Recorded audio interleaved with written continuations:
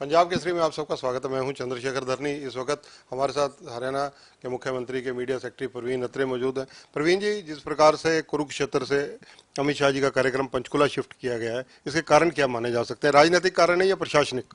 नहीं, देखिए ऐसा है कि संगठन ने अगर ये निर्णय लिया है कि कार्यक्रम कुरुक्षेत्र की जगह पंचकुला में हो तो स्वाभाविक है इसके पीछे कारण तो रहे होंगे।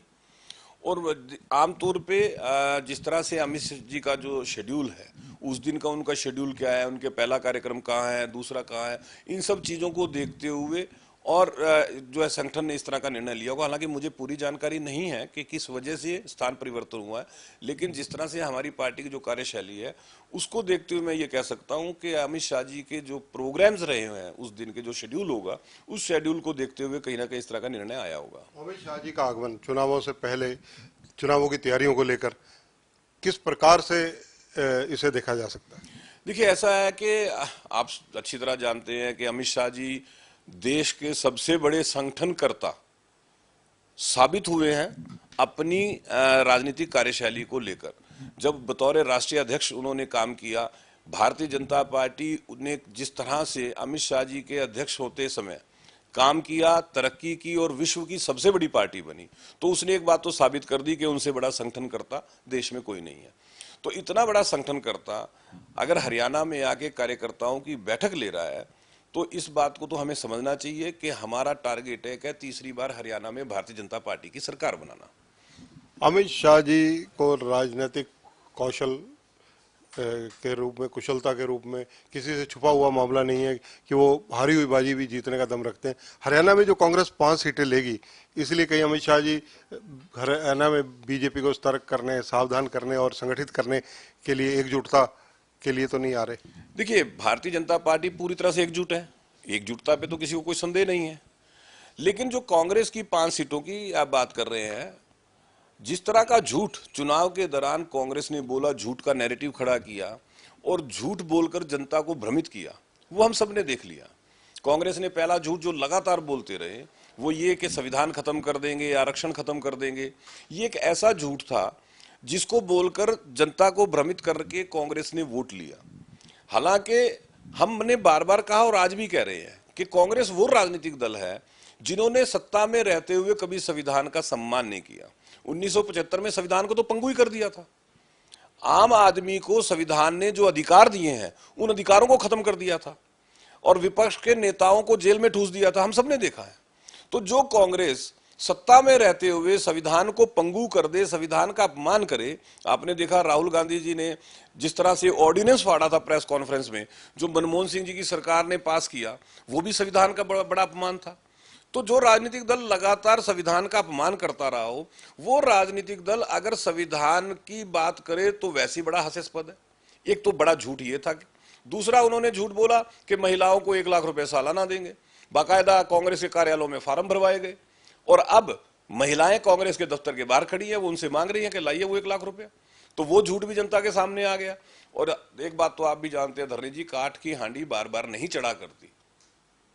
जिस प्रकार से इमरजेंसी को लेकर बीजेपी ने बड़ा मुद्दा बनाया है, बीजेपी का घटनाक्रम सारा देखा जा रहा है, चाहे सदन हो, जो सदन से बाहर हो, इस मुद्दे को बहुत अच्छे तरीके से जनता में ले जाने की कोशिश की जा रही है। क्या कहेंगे आप? देखिए ऐसा है कि हम सब जानते हैं इमरजेंसी देश के इतिहास का एक बड़ा काला अध्याय है। जिस तरह से तत्कालीन प्रधानमंत्री इंदिरा गांधी जी ने कोर्ट का निर्णय आने के बाद कोर्ट के निर्णय को ना मानते हुए संविधान को पंगु करके इमरजेंसी देश में लगाई थी, और जिस तरह से उस वक्त के हालात इस तरह के बना दिए थे कि मीडिया जो है वो अपना काम नहीं कर सकता था, जहां पे अखबार छपते थे वहां पे लाइट उनकी काट दी, जो विपक्ष के नेता थे उनको जेल में ठूस दिया, इवन जो हमारी फिल्मों के अंदर गायक सिंगर गाने गाते थे उन तक को बैन कर दिया गया था, हम सब जानते हैं। तो जो इतना बड़ा गलत काम कांग्रेस ने 1975 में किया, तो भारतीय जनता पार्टी विपक्षी दल होने के नाते हमारी ये जिम्मेदारी भी बनती है कि हम जनता को जाके बताएं।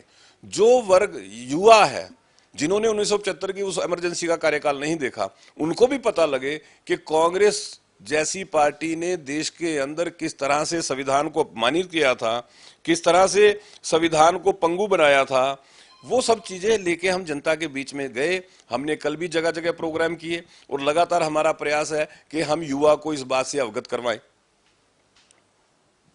इसके अलावा अगर चर्चा की जाए संविधान के की जिस प्रकार से पुस्तक बार बार दिखाई जा रही है, बार बार ले जाई जा रही है, इस पर आपकी टिप्पणी क्या है?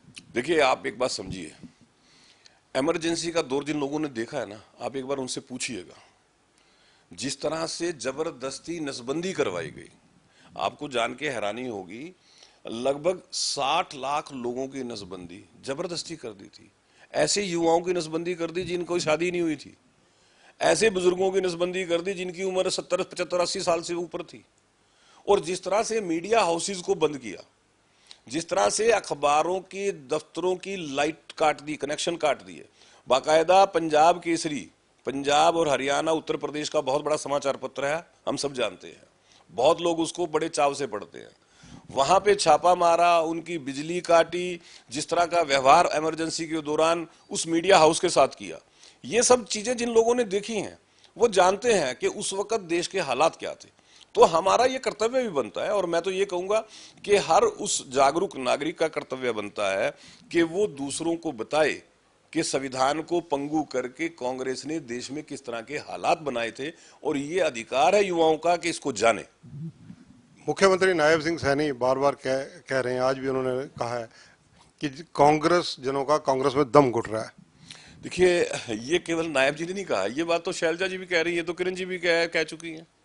बाकायदा शैलजा जी अपने प्रदेश प्रभारी दीपक बावरिया की कार्यशैली पे सवाल खड़ा कर चुकी हैं, अपने प्रदेश अध्यक्ष उदय भान की कार्यशैली पर सवाल खड़ा कर चुकी हैं, और जिस तरह से पिता पुत्र भूपेंद्र हुड्डा और दीपेंद्र हुड्डा ने कांग्रेस पार्टी को अपनी जेब में डाल लिया, वो तो उनकी कार्यशैली पे भी सवाल खड़ा कर रही हैं।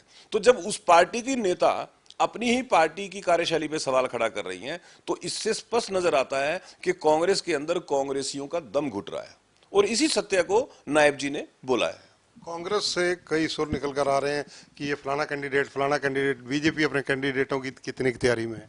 देखिए, भारतीय जनता पार्टी की कार्यशैली को सभी जानते हैं।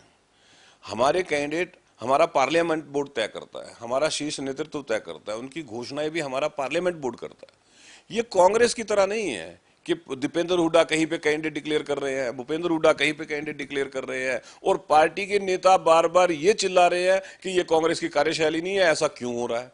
तो जिस पार्टी के अंदर नेताओं की आपस में इस तरह की सिर फुटेबल हो, जिनकी दाल जूतियों में बटती हो, उस राजनीतिक दल का भविष्य आप शायद समझ सकते हैं धरनी जी। लेकिन भारतीय जनता पार्टी अनुशासित कार्यकर्ताओं की पार्टी है, पार्टी की अपनी कार्यशैली है, और उसी कार्यशैली के अनुसार पार्टी अपने उम्मीदवारों को तय करती है। इलेक्शन जैसे जैसे नजदीक आ रहे हैं, स्वतंत्रता सेनानी, उनके आश्रित और कई वर्गों की याद सरकार को आने लगी है। नहीं नहीं, सरकार को तो देखिए, जिन लोगों ने हिंदी भाषा के लिए आंदोलन किया था उनको पेंशन मिले, ये तो इसी सरकार का निर्णय था, इससे पहले किसी ने नहीं सोचा। इमरजेंसी में जिन लोगों को सताया गया, या यूं कहिए कि इमरजेंसी के दौरान जिन लोगों को जेलों में डाला गया, उन लोगों की चिंता भी इसी सरकार ने की थी। स्वाभाविक है, कांग्रेस तो उनकी चिंता नहीं करती, क्योंकि कांग्रेस ने तो इमरजेंसी लगाई थी, कांग्रेस ने तो जेलों में ठूसा था। तो हर वर्ग की चिंता करने वाली सरकार है भारतीय जनता पार्टी की सरकार।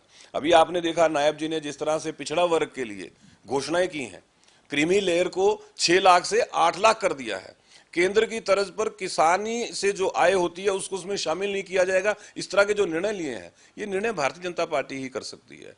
कांग्रेस ने तो हमेशा देश और प्रदेश के संसाधनों को लूटा, अपनी जेबों को भरा, इसीलिए उन्होंने कभी किसी वर्ग की चिंता नहीं की। आपसे एक राजनीतिक सवाल भी लेना चाहूंगा, क्योंकि आप बातों का जवाब सहजता से दे देते हैं।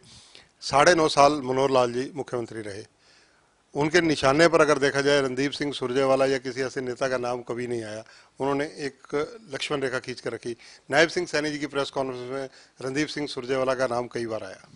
देखिए, पहली चीज तो ये है कि रणदीप सुरजेवाला ने, हालांकि आलोचना राजनीति में होती है, विपक्ष का ये कर्तव्य भी होता है कि अगर सरकार की कोई नीति, कोई योजना विपक्ष को ठीक ना लगे तो उसकी आलोचना करे, लेकिन आलोचना के लिए शब्दों का चयन करते वक्त मुझे लगता है मर्यादाओं का ध्यान रखना चाहिए।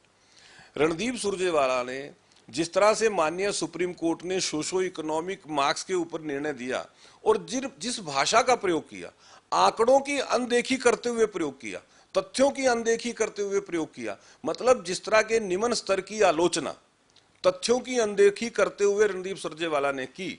स्वाभाविक है, प्रदेश के मुखिया होने के नाते, जनता का हितैषी होने के नाते नायब जी की ये एक जिम्मेवारी भी थी कि वो जनता के सामने ऐसे व्यक्ति को एक्सपोज करें कि ये व्यक्ति किस तरह से प्रदेश के युवाओं को अनदेखी कर रहा है, किस तरह से प्रदेश के युवाओं का हक मारने के प्रयास कर रहा है, किस तरह से प्रदेश के युवाओं को भ्रमित करने का प्रयास कर रहा है। धन्यवाद। तो ये है प्रवीण अत्रे, मीडिया सेक्रेटरी हरियाणा के मुख्यमंत्री के राजनीतिक सवालों के अलावा अमित शाह जी के कार्यक्रम को लेकर जो जानकारी इनके पास है, इन्होंने हमारे दर्शकों के लिए ये साझा की है। कैमरामैन संजय सिंह के साथ चंद्रशेखर धरनी, पंजाब केसरी टीवी, चंडीगढ़। हमसे जुड़े रहने के लिए हमारे YouTube चैनल को सब्सक्राइब करें और नई वीडियो की नोटिफिकेशन के लिए बेल आइकॉन को दबाएं। अगर आप ये वीडियो Facebook पर देख रहे हैं तो लाइक जरूर करें और ज्यादा से ज्यादा शेयर करें। धन्यवाद।